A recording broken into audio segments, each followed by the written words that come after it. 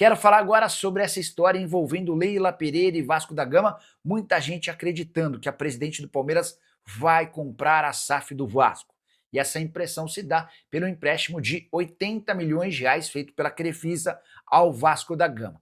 Importante registrar que esse empréstimo acontece depois de o Vasco consultar 60 instituições financeiras. E a Crefisa foi a escolhida por oferecer as melhores condições. O Vasco vai ter um ano para começar a fazer o pagamento desse empréstimo, os juros de CDI mais 7%, essa foi a condição do acordo, mas tem uma coisa que chamou bastante atenção.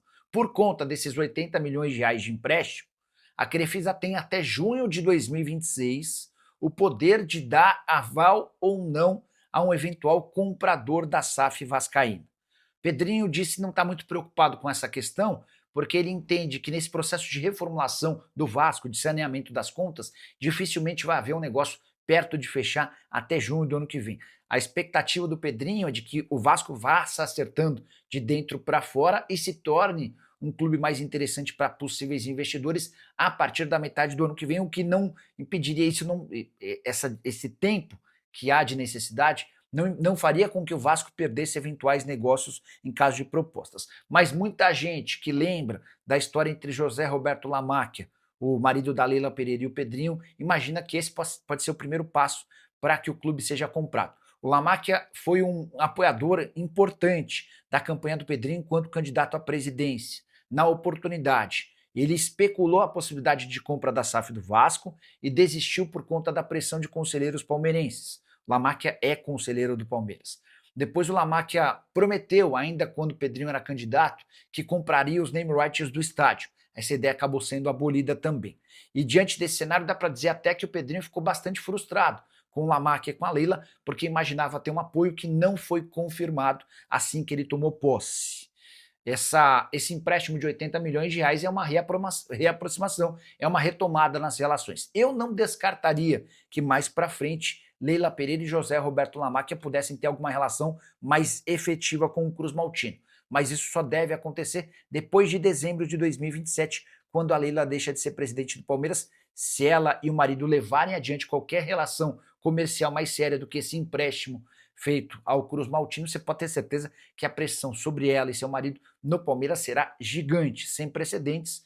É importante lembrar ainda que a Leila Pereira, antes de se tornar presidente do Palmeiras, era torcedora do Vasco. Ela não vai admitir, já desmentiu publicamente, eu posso assegurar que ela e toda a família são Cruz Maltinos. Só que ela se casou com um Lamacchia palmeirense fanático, passou a acompanhar o Palmeiras, primeiro virou a patrocinadora do clube, esse patrocínio se tornou um patrocínio master e a Leila se tornou, a partir daí, alguém importante na vida política alviverde.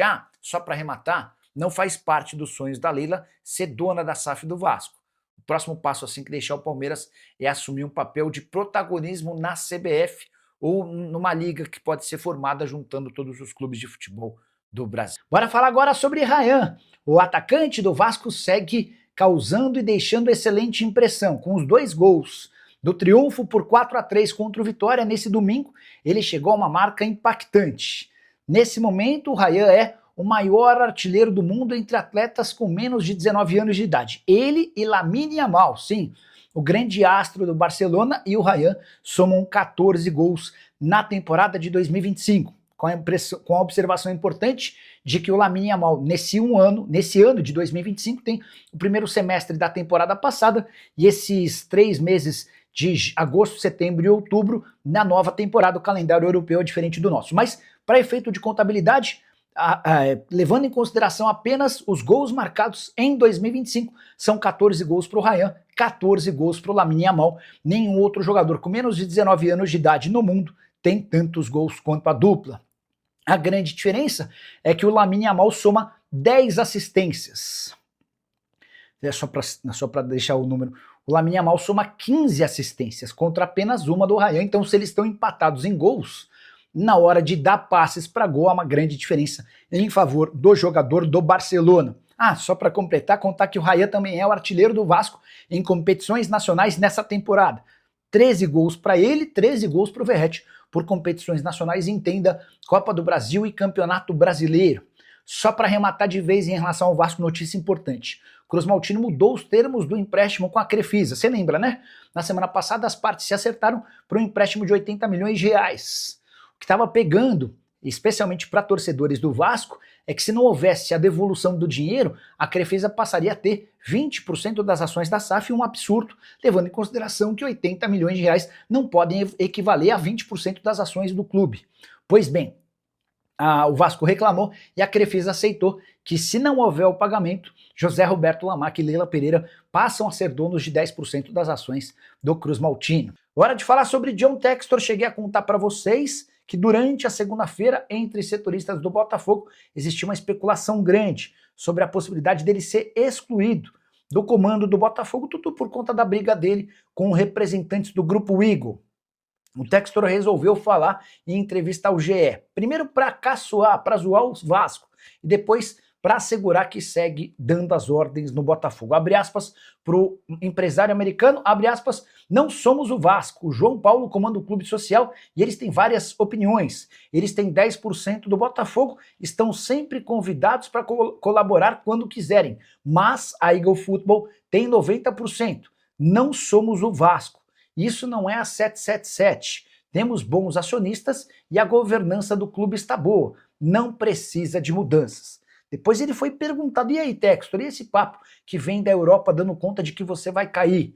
Abre aspas para ele, não tem como ter uma reunião da Eagle sem eu estar presente. Sou sócio majoritário da Eagle, empresa que é dona da subempresa Eagle Football e também de outras empresas. Haverá mudanças nesse grupo em breve, mas eu continuarei.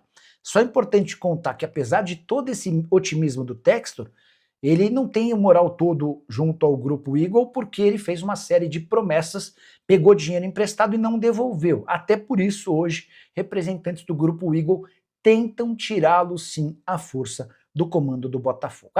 Saideira em relação ao Botafogo, Caio Pantaleão rompeu ligamentos do joelho esquerdo e só volta em 2026. Quero falar agora sobre o Vasco e alguém que está mandando muito bem.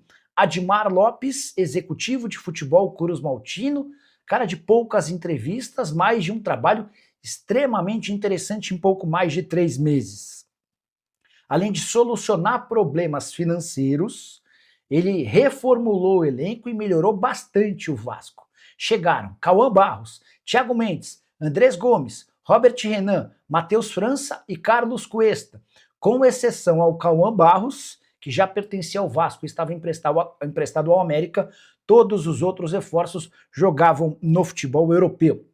Thiago Mendes tinha contrato com o Al Rayyan, não teve seu vínculo prorrogado por lá, ficou livre no mercado e acabou contratado pelo Vasco. Já o Andrés Gomes veio do Rennes por empréstimo, Robert Renan pertencia ao Zenit, também chegou por empréstimo, mesma situação do Matheus França, que é jogador do Crystal Palace. Carlos Cuesta segue vinculado ao Galatasaray e está emprestado por 1 ano. Todos esses reforços garantiram uma qualidade maior ao Vasco. A impressão que se tem é de que hoje é uma diferença bem menor entre atletas titulares e reservas, e é também por conta desse elenco mais robusto que o Cruz Maltino já emplacou 3 vitórias consecutivas. Com esses resultados, abriu 3 vitórias consecutivas em São Januário. Com esses resultados, abriu 8 pontos de vantagem em relação ao Z4.